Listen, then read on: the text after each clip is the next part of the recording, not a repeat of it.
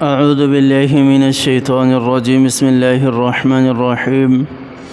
يسألونك عن الخمر والميسر قل فيهما إثم كبير ومنافع للناس وإثمهما أكبر من نفعهما ويسألونك ماذا ينفقون قل العفو كذلك يبين الله لكم الآيات لعلكم تتفكرون في الدنيا والآخرة ويسألونك عن اليتامى قل إصلاح لهم خير وإن تخالطوهم فإخوانكم والله يعلم المفسد من المصلح ولو شاء الله لأعنتكم إن الله عزيز حكيم. صدق الله العظيم. سورۃ البقرہ کی اس آیت کے اندر اللہ تعالیٰ نے شراب کا ذکر کیا ہے، شراب کے بارے میں ذکر کیا ہے، اسی طرح جوئے کے بارے میں ذکر کیا ہے، اور اس کے بعد میرے اللہ نے انفاق کا طریقہ بتایا ہے، اور اس کے بعد انہی آیات کے اندر کس چیزوں کے حوالے سے غور و فکر کرنی چاہیے اس کا بھی ذکر کیا ہے۔ یتیموں کے حوالے سے میرے اللہ نے انہی آیات کے اندر ذکر کیا ہے۔ سب سے پہلے میرے اللہ نے ارشاد فرمایا یسألونک عن الخمر والمیسر، اے محمد عربی صلی اللہ علیہ وسلم، یہ آپ سے پوچھتے ہیں شراب کے بارے میں، اور اسی طرح جوئے کے بارے میں، تو ان سے کہہ دو قل فیہما اثم کبیر، کہ اس کے اندر بہت بڑا گناہ میرے اللہ نے رکھا ہے، اور بہت ہی زیادہ جو ہے وہ انسان کو اللہ کے نافرمانی کی طرف لے جانے والے ہیں۔ پہلی بات تو یہ ہے کہ شراب کہتے کس کو ہیں؟ شراب ہر اس چیز کو کہا جا سکتے ہے کہ جس کو پینے کے بعد انسان اپنے آپے میں نہیں رہتا۔ حالانکہ مخصوص شراب بھی ہے جو بنائی جاتی ہے، انگور سے بنائی جاتی ہے، کھجور سے بنائی جاتی ہے، گندم سے بھی بنائی جاتی ہے، اور بھی بہت ساری چیزیں ہیں جن سے شراب بنائی جاتی ہے۔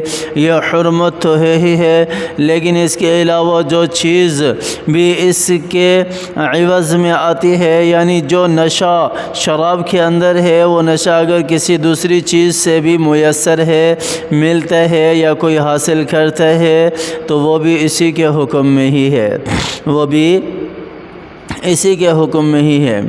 اللہ تعالیٰ نے یہاں ارشاد فرمایا کہ شراب کے بارے میں اور جوئے کے بارے میں یہ پوچھتے ہیں، سوال کرتے ہیں۔ جوا کیا چیز ہے؟ جوا ہے کہ جس کے اندر جو ہے وہ پیسہ لگایا جاتا ہے دونوں طرف سے۔ بہت ساری جگہوں پر ایسے کھیل ہوتے ہیں کہ پیسہ لگایا جاتا ہے، جو جیتتا ہے سارے کے سارے وہ لے جاتے ہیں، اس کو جوا کہا جاتا ہے، اس کو جوا کہا جاتا ہے۔ یہ کوئی سا بھی کھیل ہو، کسی طرح کا بھی کھیل ہو، چاہے وہ گھر میں کھیلنے والا ہو، چاہے وہ باہر گلی چوراہوں پر کھیلنے والا ہو، یا بڑے بڑے کیفوں کے اندر کھیلنے والا ہو، یا بڑے بڑے ریسٹورنٹ جو ہاسٹل ہیں ان میں کھیلنے والا ہو، یا اس کے علاوہ کہیں پر بھی کھیلا جاتا ہو جس کے اندر یہ چیز ہے کہ پیسے لگائے جاتے ہوں اور جیتنے والا سارے پیسے لے جائے، یہ جوا ہے، اور یہ بھی حرام ہے، یہ بھی حرام ہے۔ شراب بھی حرام ہے، جوا بھی حرام ہے۔ تو یہاں پر یہ جو آیت ہے جس میں اللہ تعالیٰ نے ارشاد فرمایا کہ وَمَنَافِعُ لِلنَّاسِ، جب شراب کی آیت نازل ہوئی تو حضرت عمر رضی اللہ تعالیٰ عنہ نے کہا خدایا تو اس کا واضح بیان فرما۔ اس پر سورہ بقرہ کی یہ آیت نازل ہوئی یسألونک عن الخمر۔ حضرت عمر رضی اللہ عنہ کو بلوایا گیا اور انہیں یہ آیت پڑھ کر سنائی گئی، لیکن حضرت عمر رضی اللہ تعالیٰ عنہ نے بھی یہی دعا کی کہ خدایا اسے ہمارے لیے اور صاف بیان فرما، اور صاف بیان فرما۔ اس پر سورہ نساء کی آیت نازل ہوئی یا یا ایھا الذین آمنوا لا تقربوا الصلاة وانتم سکارا، اے ایمان والو نماز کے قریب نہ جانا حالت شراب کی حالت میں۔ اور ہر نماز کے وقت پکارا جانے لگا کہ نشے والے لوگ نماز کے قریب بھی نہ آئیں۔ حضرت عمر رضی اللہ عنہ کو بلوایا گیا اور ان کے سامنے اس آیت کی بھی تلاوت کی گئی۔ آپ صلی اللہ علیہ وسلم آپ رضی اللہ عنہ نے پھر بھی یہی دعا کی، خدایا ہمارے لیے اس کا بیان اور واضح کر۔ اس پر سورہ مائدہ کی آیت نازل ہوئی، انما الخمر والمیسر والازلام رجس من عمل الشیطان فاجتنبوہ اتری۔ جب فاروق اعظم رضی اللہ عنہ بلا کر یہ آیت بھی سنائی گئی اور جب ان کے کان میں آیت کے آخری الفاظ فہل انتم منتہون پڑے تو آپ بول اٹھے، انتہینا انتہینا، ہم رک گئے ہم رک گئے ہم رک گئے۔ اللہ تعالیٰ نے بتدریج شراب کی حرمت کو نازل کیا۔ پہلی آیت کون سی ہے؟ یہی سورۃ البقرہ کی، یسألونک عن الخمر والمیسر قل فیہما اثم کبیر ومنافع للناس۔ کوئی یہ استدلال نہیں اس سے لے سکتا کہ دیکھو اللہ نے کہا ہے کہ لوگوں کا اس میں نفع ہے۔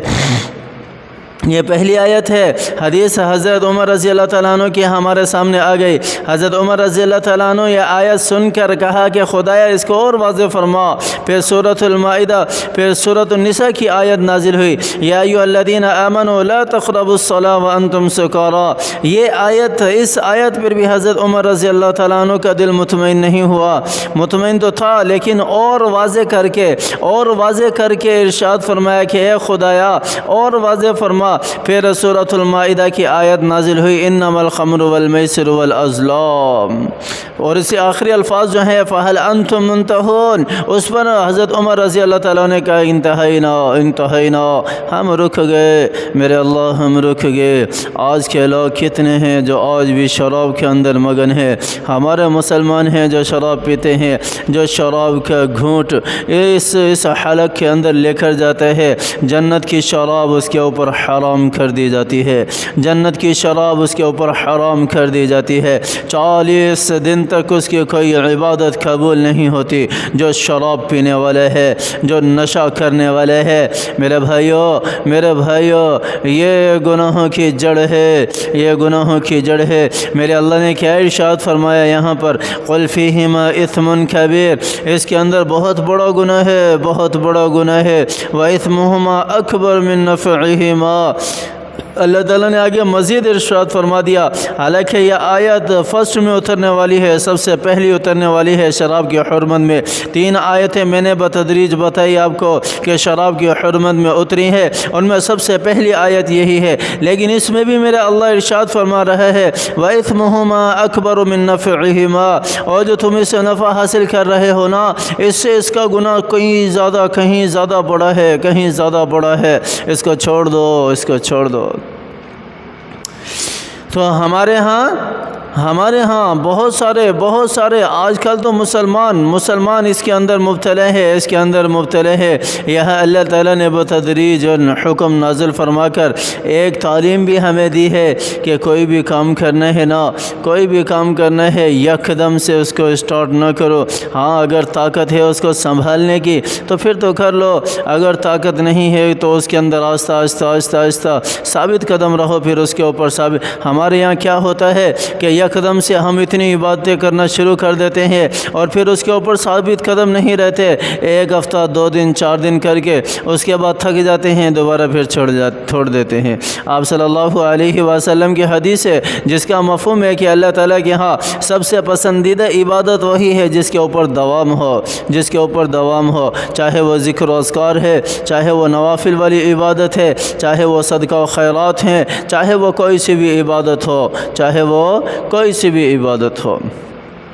پھر دوسرا سوال کیا وَيَسْأَلُونَكَ مَاذَا يُنْفِقُونَ، اور پوچھتے ہیں کہ کیا خرچ کریں، جس کے بارے میں خرچ کرتے ہیں اس کے بارے میں پوچھتے ہیں قُلِ الْعَفْوَ، پوچھا خرچ کرنے کا جا رہا ہے اور میرا اللہ کہہ رہا ہے معاف کرنا، درگزر کرنا، یہ بہترین خرچ ہے، کیا مطلب ہے؟